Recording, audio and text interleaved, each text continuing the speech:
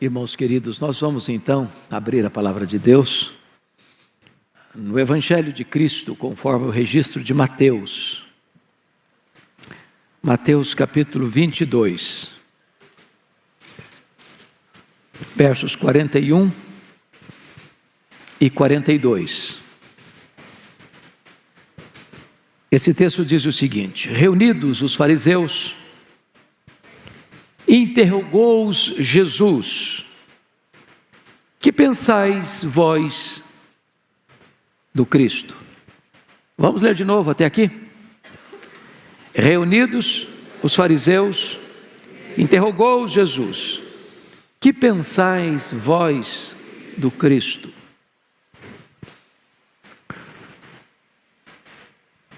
É fato comprovado, absolutamente seguro, inquestionavelmente certo, que Jesus é a pessoa mais importante da história da humanidade.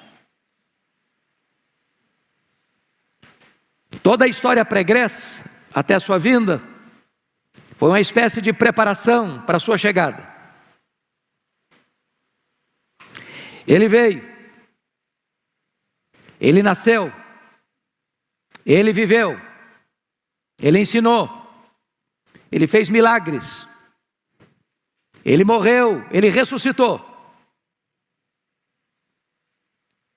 e ele voltou para o céu, e ele está à destra de Deus,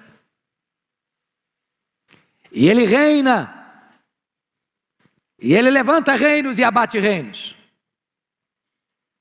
Ele levanta reis e faz reis apiarem do poder, e ele voltará gloriosamente. Ele é o centro da história, ele é o centro da Bíblia. O Velho Testamento todo apontou para ele. Ele é a semente da mulher, que veio para esmagar a cabeça da serpente. Ele é o Cordeiro da Páscoa. Ele é o tabernáculo, ele é o templo. Ele é representado pelas festas de Israel. Ele é aquela coluna de nuvem, ele é aquela coluna de fogo. Ele é o maná que desceu do céu. Ele é a própria rocha de onde brotou a água viva. Ele é aquele que na plenitude dos tempos veio, nascido de mulher, nascido sob a lei. Ele é o verbo que se fez carne e habitou entre nós. Ele é aquele que andou por toda parte libertando os oprimidos do diabo. O Novo Testamento fala dele, sua vida, sua morte, sua ressurreição. As epístolas apresentam os ensinamentos dele. O livro de Apocalipse retrata de forma belíssima e eloquente a sua vitória retumbante, quando ele vencerá seus inimigos e lançará no lago do fogo o anticristo, o falso profeta, o diabo, a morte e todos aqueles cujos nomes não estão escritos no livro da vida. Ele de fato é o centro da história. Agora Jesus está diante dos seus mais sutis adversários. Está diante dos fariseus. E o Senhor Jesus interroga os seus adversários, perguntando assim para eles: que pensais vós do Cristo?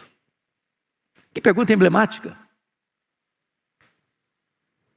Porque esta pergunta atravessa os séculos. E esta pergunta chega a você e a mim nesta manhã. Pensais vós do Cristo? Quem é Ele? Qual o valor dele? Qual a importância dele? Qual o papel dele na sua vida, na sua história? Qual a sua relação com ele? Que grau de importância ele tem na sua vida? Que grau de influência ele tem na sua vida? Quem é ele para você?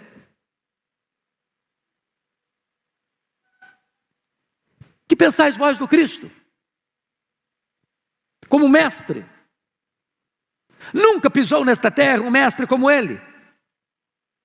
Até seus inimigos que foram prendê-lo voltaram de mãos vazias, dizendo: Ninguém fala como este homem. Ele é o mestre dos mestres, pela grandeza do seu caráter, pela excelsitude dos seus métodos, pela variedade da sua pedagogia. Que pensais vós do Cristo como médico? Ele andou por toda parte, curando os enfermos. Aquilo que a medicina nunca podia e não pode ainda fazer, ele fez. Os coxos andaram, os cegos viram, os mudos falaram, os surdos ouviram, os leprosos foram purificados, até os mortos ressuscitaram. A pergunta ainda permanece: que pensais vós do Cristo?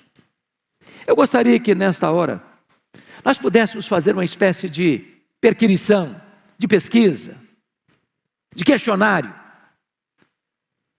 rodando a terra, fazendo esta pergunta: que pensais vós do Cristo?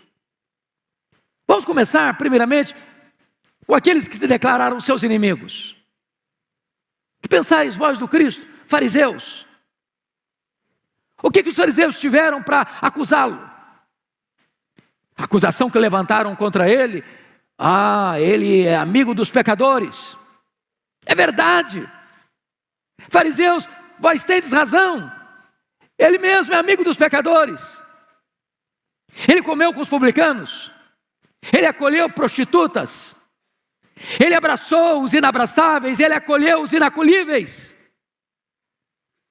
É por isso que há esperança para você. É por isso que há esperança para mim. Ele é amigo dos pecadores. Ele não veio para condenar. Ele veio para salvar. Ele veio para dar a sua vida por você e por mim. Ele veio para morrer na cruz do Calvário por você e por mim. De fato, ele é amigo dos pecadores. Que pensais de vós, o Cristo? Ó fariseus, e eles disseram: salvou a si mesmo, salvou os outros, a si mesmo, não podeis vos salvar. Quando ele estava lá na cruz, é verdade, é verdade. Se Jesus tivesse descido da cruz, nós desceríamos ao inferno. Se ele tivesse descido da cruz, ele não poderia ter morrido por nós, morte sacrificial e vicária e substitutiva. Vós tendes razão, ó fariseus, ele não pôde descer da cruz para que nós não descêssemos ao inferno. Mas, que pensais vós do Cristo, vós Caifás, que subornastes Judas Iscariotes, pagando-lhe 30 moedas de prata para trair Jesus, que contratastes testemunhas falsas para acusá-lo? Que pensais vós do Cristo?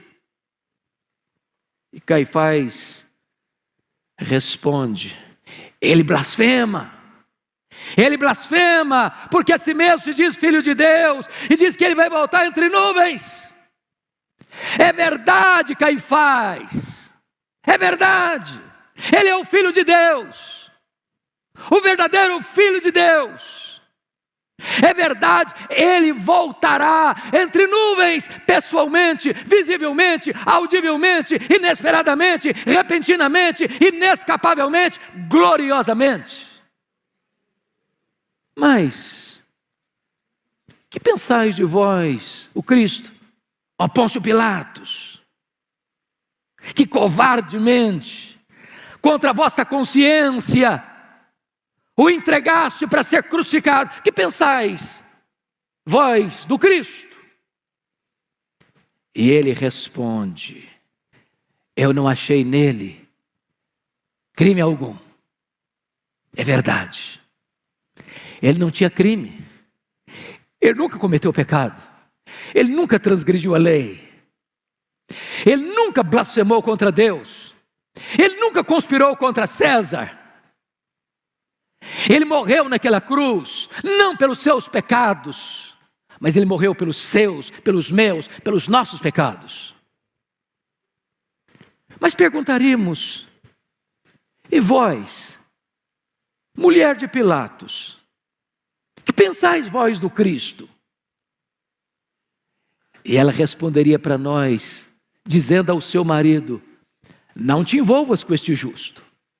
Não te envolvas com este justo. Ela reconhece que Jesus é justo.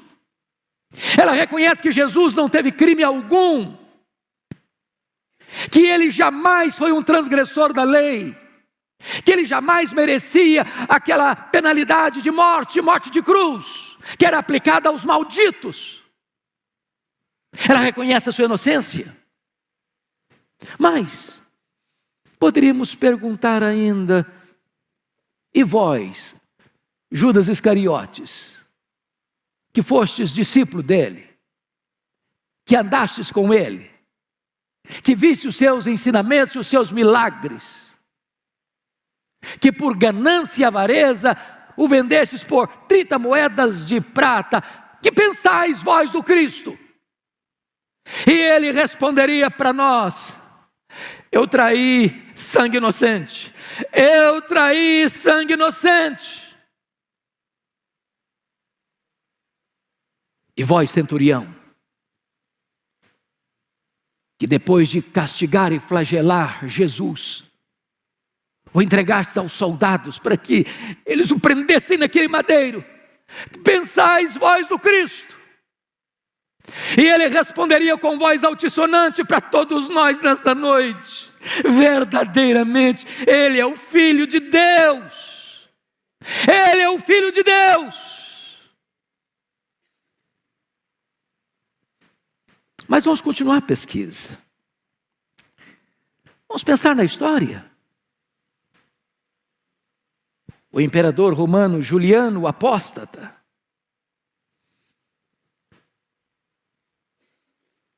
caminhando para a guerra contra os persas, os cristãos tendo que ir à batalha, porque eram escravos, sendo açoitados, machucados, feridos, esmagados debaixo das botas dos soldados. E os soldados que oprimiam, os soldados cristãos, e os soldados romanos que oprimiam os cristãos, debaixo da bota dos soldados, perguntando: e aí, cristão, cadê o teu Jesus? Cadê o teu Cristo? E o soldado cristão responde: o meu Cristo está fazendo um caixão para o seu imperador. E naquela batalha contra os persas, o imperador Juliano é fortemente ferido, e no estertor da morte, arrancando terra com as suas unhas afiadas, ergue um brado aos céus e grita: venceste, ó Galileu! E ele venceu, e ele está vencendo, e ele vencerá, porque ele colocará todos os seus inimigos debaixo dos seus pés. Mais modernamente,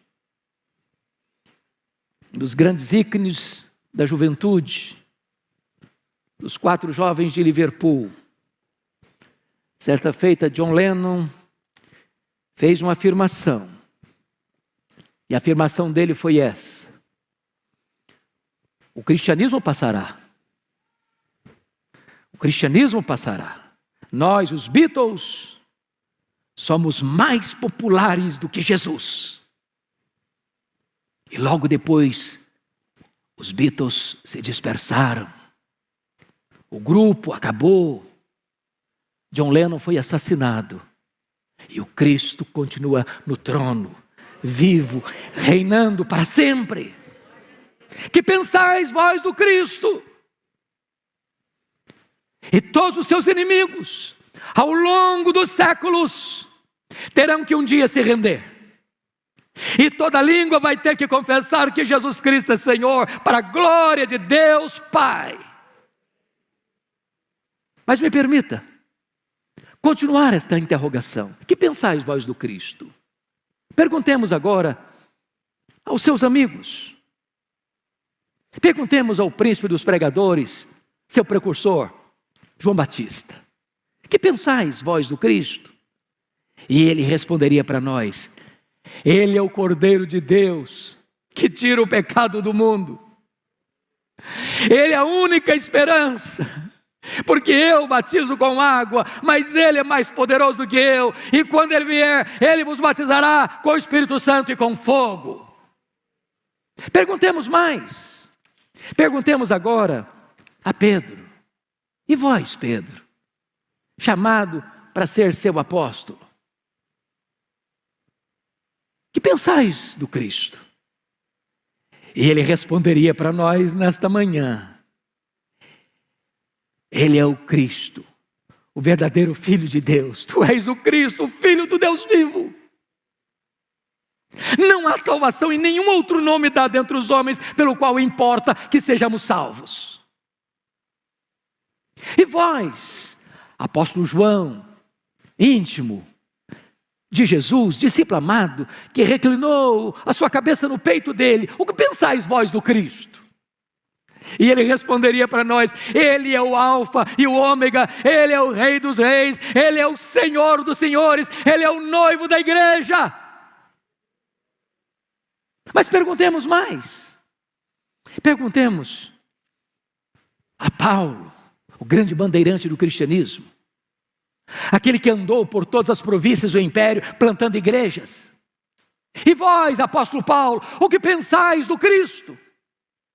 E ele haveria de responder para nós: Ele é a minha vida. Para mim, o viver é Cristo. Para mim, o morrer é lucro. Ele é a razão da minha vida.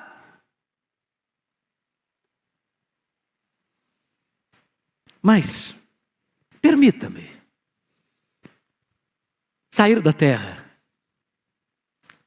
subir às alturas excelsas e chegar ao céu com esta mesma pergunta: que pensais vós do Cristo?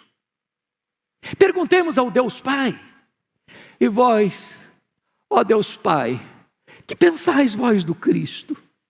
E Ele haveria de responder para nós nesta manhã: Este é o meu Filho amado, em quem eu me comprazo. A Ele ouvi.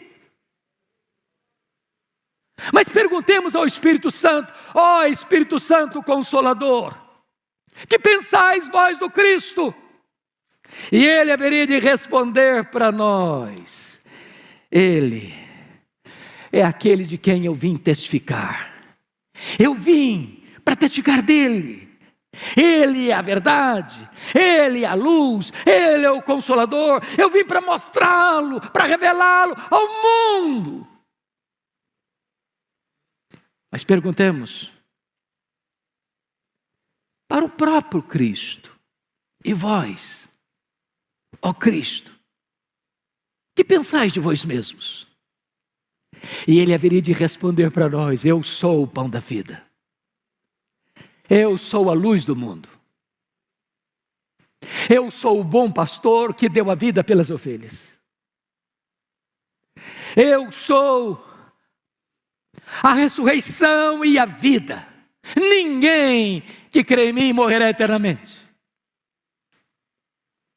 Eu sou o caminho, eu sou a verdade, eu sou a vida, e ninguém vem ao Pai senão por mim.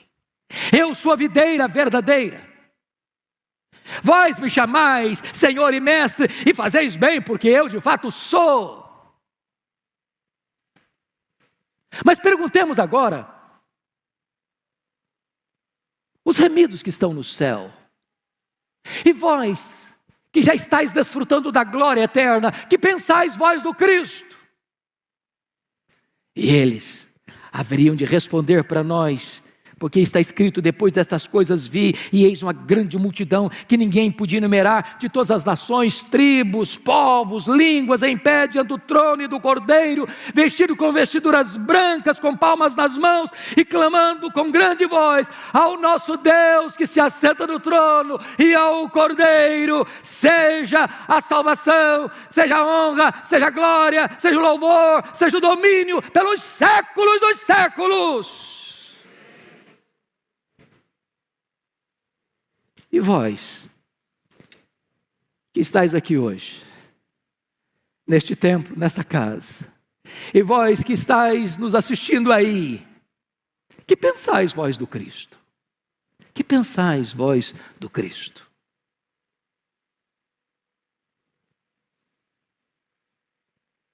Preciso concordar com C.S. Lewis, que em relação a ele só tem 3 possibilidades. Ou ele é um mentiroso, ou ele é um louco, ou ele é Deus. Se ele não é quem ele disse ser, é um mentiroso. Se ele não é quem ele pensou ser, é um louco. Mas se ele é quem ele disse ser, então ele é Deus. E se ele é Deus, e ele é, hoje você precisa tomar uma decisão em relação a ele. Só há 2 possibilidades: rejeitá-lo ou recebê-lo. Quem o rejeita não tem esperança, porque não há nenhum outro nome dado entre os homens pelo qual importa que sejamos salvos. Mas se você nesta manhã o receber, ele diz assim: em verdade vos digo, quem crê em mim tem a vida eterna. Qual é a sua decisão? Hoje é o dia, agora é o tempo. Renda-se a ele e receba-o como seu Salvador e como Senhor da sua vida. Amém.